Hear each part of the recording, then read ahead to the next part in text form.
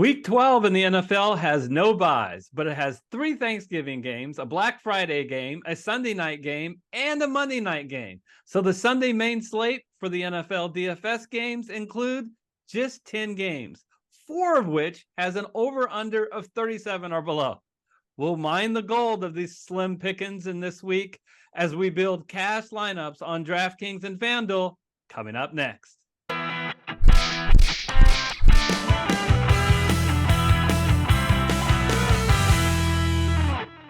Hello, everyone. I'm Eric Lay.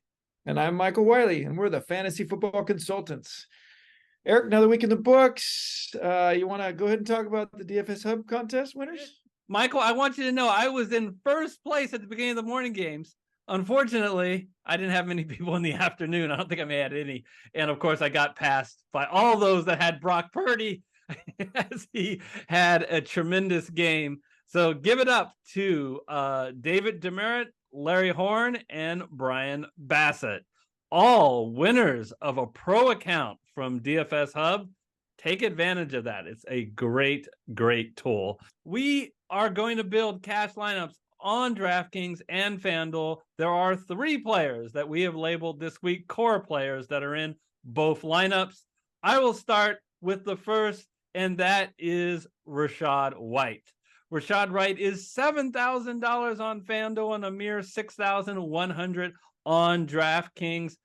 Michael, I just really love how many opportunities this guy gets. He is a bell cow, but he is definitely someone that gets heavily involved in the passing game. He has averaged for the season, so I'm not cherry picking, over 4 receptions a game. That is 4th best among all running backs. He is the goal line back. He is a running back where his quarterback is Baker Mayfield, so he's unlikely to steal a whole lot of rushing touchdowns from him. He's coming off a week, White, in which he played against a very difficult San Francisco 49er defense, but not so bad this week. He is facing the 25th ranked Indianapolis Colts defense, both 25th against the rush and 25th against running backs. Yeah, no, really like that pick. So much so that you and I obviously were thinking alike in both lineups. And I will see your Rachaad White and raise him Jonathan Taylor, who he's a little bit of a tougher matchup this week than White has. But just I think more of a talent, more upside. And he's just coming into his own, coming off of a bye week. He is 7,500 on FanDuel and 6,900 on DraftKings. So still quite a bit less expensive than some of the top guys. And he is starting to get all of the touches or most of the touches for that team, healthy going into the bye and even more healthy coming out of the bye. I think he had 23 and 24 touches the last 2 weeks. Indianapolis a home favorite, so you like that. In the dome there where he's had plenty of good game. I really think those who have Jonathan Taylor in their fantasy on their fantasy year-long teams are going to be really thankful that they got him probably pretty late in their drafts. I think he's going to be big all the rest of the season and big for this week, even against a tough defensive matchup. Taking over the backfield of the Colts and Hal. Last week, he had 23 touches. Zach Moss, 1. That's a domination. So we got 2 running backs from this dome game on both sides, Taylor and White. The last common core player is a defense. It's the Houston Texans.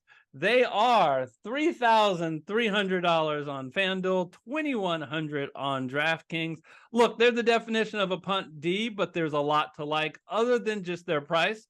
They're at home. They're only a 1-point dog against Jacksonville, who has at times this year struggled on offense.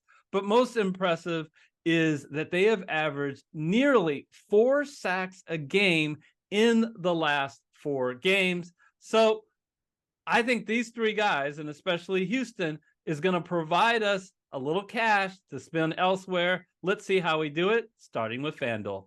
Let's do it. All right, everybody, we have over $7,000 per player to spend. So this is going to be a lot of fun. We'll start at wide receiver, and let's get a guy that has been getting a ton of targets at $7,500. Welcome Adam Thielen to the lineup. He faces a Tennessee defense that is 27th among wide receivers, and has a great rapport with his rookie quarterback.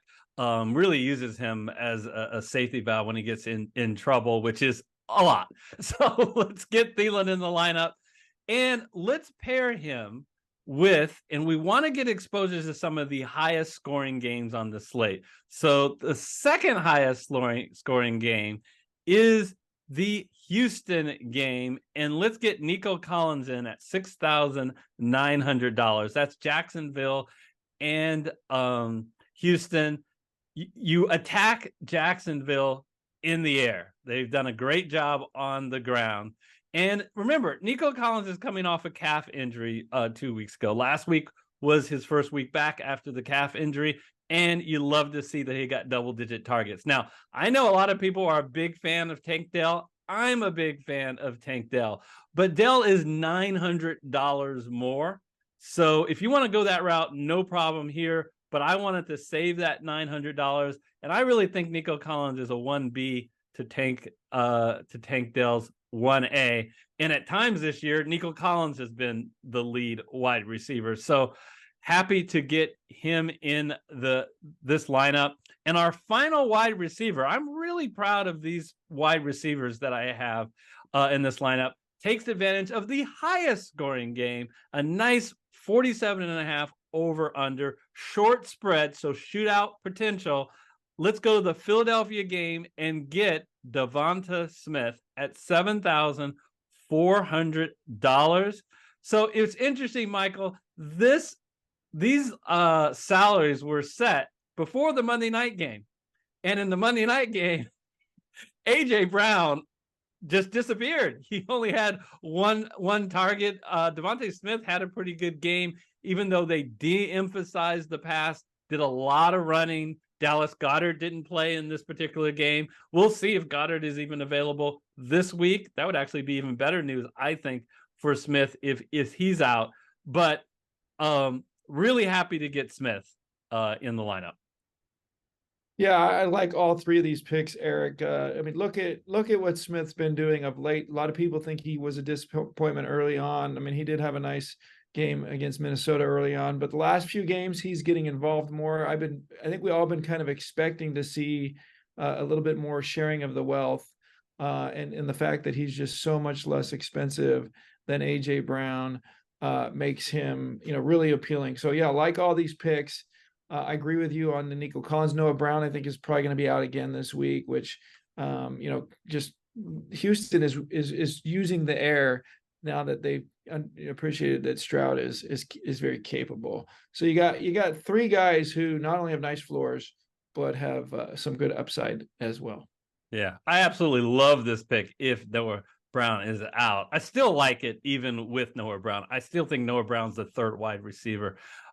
So let's go to tight end. And I told you the theme this week is attack the high scoring game. So the highest scoring game is Buffalo and Philadelphia. We have an Eagle in Devonta Smith. Now let's get a bill at tight end in Dalton Kincaid at $6,000.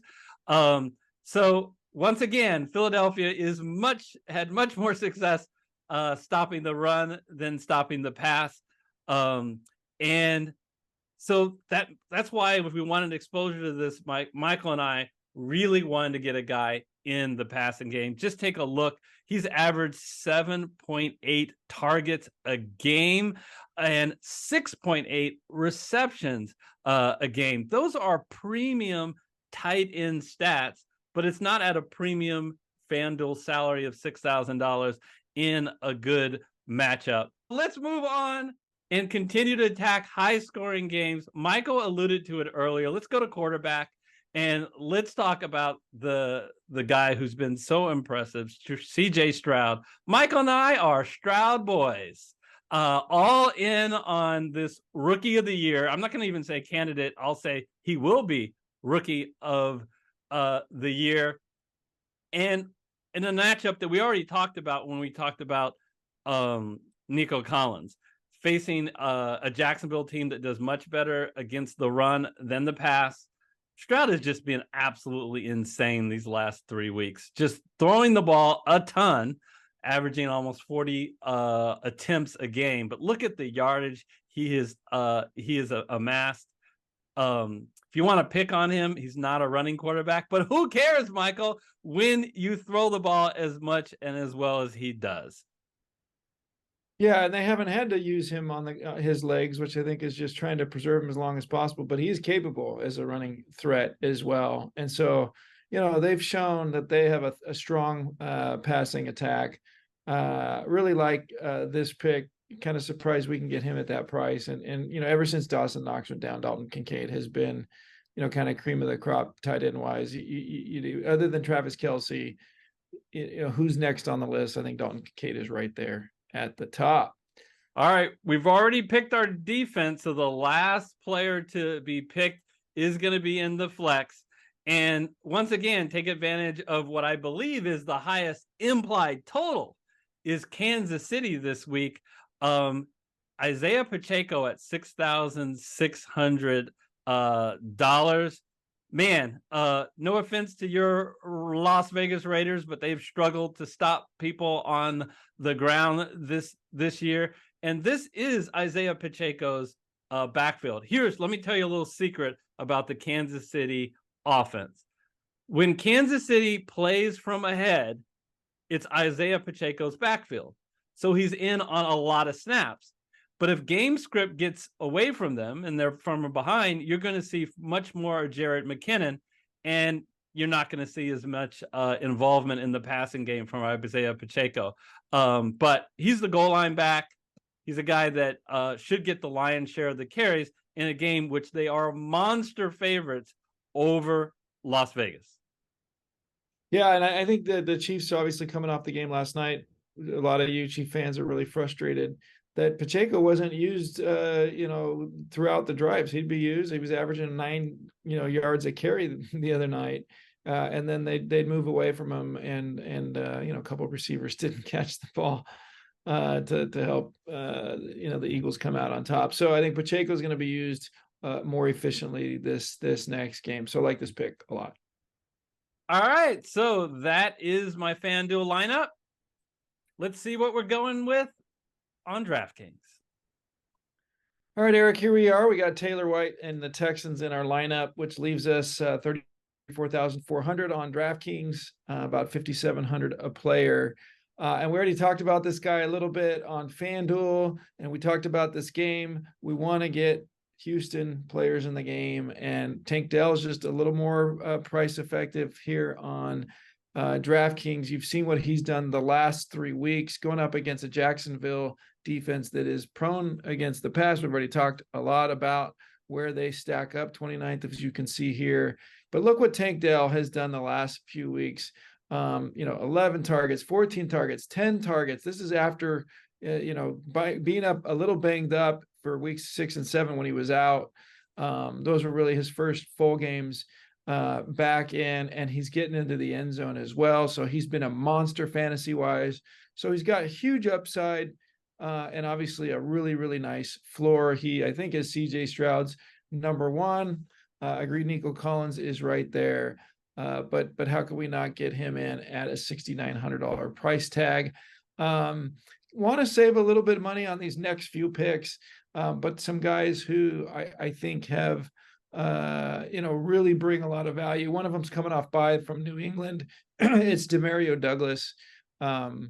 He's I think emerged to be the number one in New England, and he's going up against the New York Giants defense that has been very, very poor against the pass, and so want to take advantage of a number one who's priced reasonably at 4,400. Look at the targets he's had. Also can stretch the defense as well. Want to see him get in the end zone, which is something you don't get a lot with New England, unfortunately. So that would really help his upside. But his floor is nice at a $4,400 price tag. Let's get him in there. And then let's get another number one, who unfortunately is playing for an offense that's been somewhat inept on the passing side. For the Steelers, it's Deontay Johnson. He's also priced relatively effectively at 4,900. Clear number one there. Hasn't been used the last couple games. Cleveland obviously very tough against the pass. Well, you guess who's not tough against the pass? It's Cincinnati. They've really been rather weak, 28th rank against the pass. And Deontay Johnson really is super important for this Pittsburgh team. They've been fortunate to be able to, use mostly the run. Jaylen Warren has come up big, and even Najee Harris has looked a little bit better the last couple of weeks. But Deontay Johnson's got to get involved. This team's going to make the playoffs. He is one who can be the squeaky wheel after 2 weeks where he hasn't been used like he should. I think he's going to be used much more effectively. It looks to me like Pickens has just really not been a repeat of what he was last year. Deontay Johnson is the best athlete on the field there. So like him at this price tag, wanted to go a little bit bargain hunting on these last two picks. What do you think? Well, let me make a quick comment about your wide receivers. I really like them because they're all facing great matchups against very poor defenses. And you may go, well, the Giants aren't that bad. Yeah, they are. They I think were 28th against wide receivers, but their pass yardage is deceptive because they've gotten so far behind in so many games that teams have run the ball more than pass the ball. I don't think New England's going to get way ahead of the Giants this week. That's for sure with their offense. So I think that they're going to be passing throughout the game and running. So really like this triplet of wide receivers, and you didn't break the bank. So something tells me, Michael, you are going to be spending some money in some of these upcoming picks. Yeah, that's right. And so want to go back to that Houston game, but go on the other side of the ball. Nice quarterback to tight end tandem. Going to hit on both Trevor Lawrence and his tight end, Evan Ingram, who really is a special talent. So let's go ahead and throw in Evan Ingram here at first. Okay. There you had him. Yep. So, this is going to be a high scoring game. Houston has been susceptible against the pass. And Evan Ingram is, he's averaging almost 8 targets a game. The one thing that's been a little bit surprising with him is he hasn't been utilized in the end zone. So this last week, Trevor Lawrence kind of did it with his legs.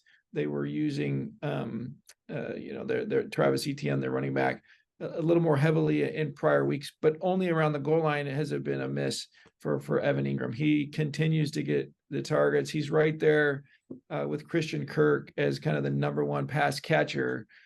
So going up against this Houston team should be a high scoring game. I'm going to say this with, I meant to say it when we were talking about Houston as a defense. Houston has given fits to Jacksonville a little bit, but it hasn't necessarily reduced the fantasy production of some of the star players. Both Evan Ingram and Trevor Lawrence have done fine against this Texas team, even though they have not found a way to beat Texas. I think this is going to be a high scoring game. So let's talk about Trevor Lawrence a little bit. But Trevor Lawrence is using his legs, when needed. It's something that I think is important for his game. He doesn't throw for 300 or 400 yards every game, but he's a touchdown machine. You take away that San Francisco game, and he's had a really nice floor all season long.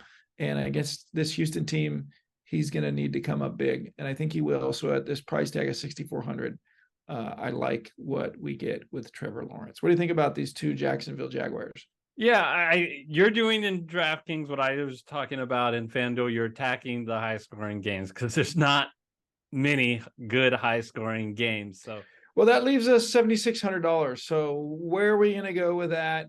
Nakua is a little banged up, so I'm not going to go with Puka Nakua.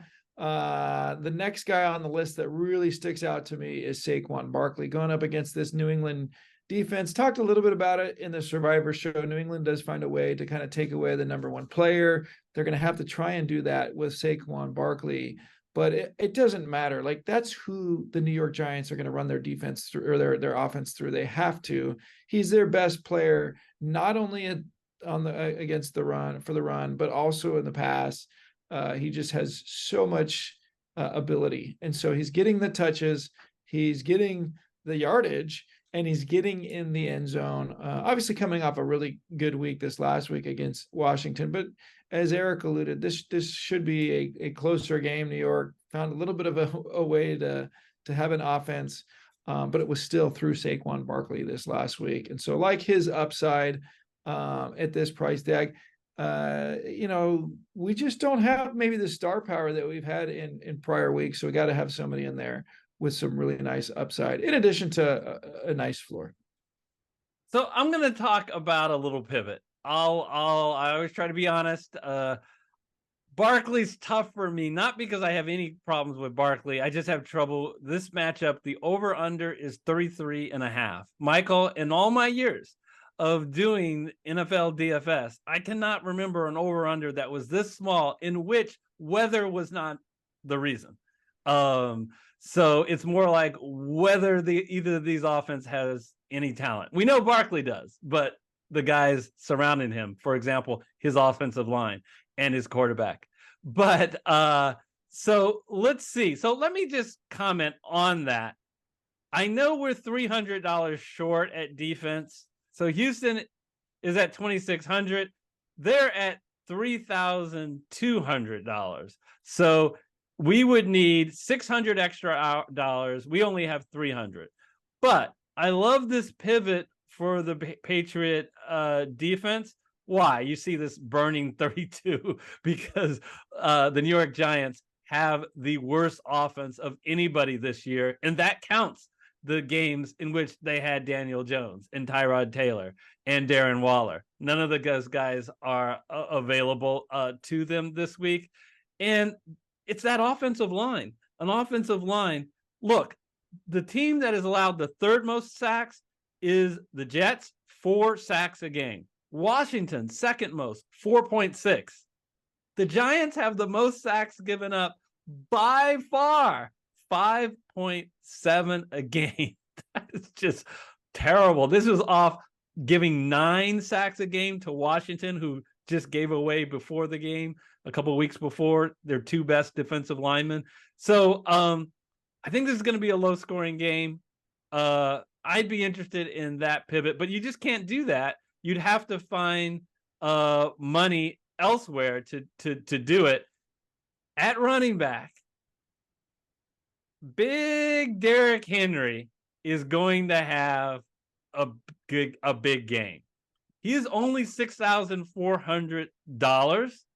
He's at home. He's favored, and he's facing a Carolina defense that doesn't do well against the run. But, the last 2 weeks, you go, but Henry was so bad. Well, that's why you're getting this salary. Why was he so bad? Because game script got completely away from them. They were playing from way behind, and they're not going to utilize them. I just don't see Carolina getting way up on Tennessee. Carolina may upset them, but I don't think they're going up 1 or 2 or 3 touchdowns in this game at any point in the game. So what are your thoughts about those?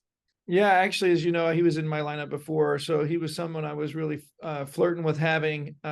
His floor is just not where Saquon Barkley's floor is at, and so depending on which slate you're looking at, if you're like the DFSHub, I think I like this a little bit more because he has upside and allows you to put in like the Bills defense and maybe. I certainly like the Bills defense better than a Houston defense. You mean the New England defense? I'm sorry, New England. Sorry. Okay.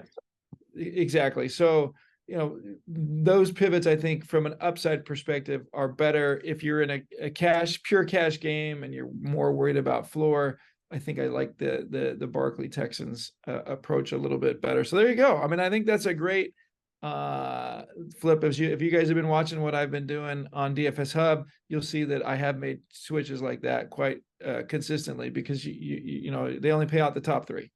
Yeah, and you want to continue to see what the latest news is as we get closer and closer to Sunday. We're still a far away from it. You mentioned him. The one news I'm going to watch is what's coming out of the Ram camp. We talked about Puka Nacua. I want to make sure before I ever put him in any lineup that he is in fact healthy. But the other person that I want to make sure is healthy, and I'd actually kind of prefer him not to be healthy, to be selfish, is Cooper Kupp. And if Nacua is healthy and Cooper Kupp is not, wow, I like Nacua here, especially on DraftKings at only 7,600 against an Arizona defense. I think they're going to use him all day long. Yeah, I completely agree. And I think the reverse is true as well. If Nacua is out and Kupp is in, then he's got a lot of upside as well. So I'm glad you pointed those out. And Nacua is nice and easy to slate in there for Barkley if Kupp is out. And I actually would do that because of $300 remaining salary. All right. I'd like to remind all our viewers to support us, don't forget to smash that like button, share your comments in the comment section about our video, and smash the red subscribe button and the bell icon to be notified of future videos. I want to wish everyone in our FFC community a very happy and safe Thanksgiving with their family and friends. Yeah, Eric, and thankful to you for our friendship, being able to spend time with you on the show as well. I hope it's a great one for you. You're too kind. You guys take care, and we will see you next week. Bye-bye. We'll put 2 videos on the screen we think that you'll enjoy.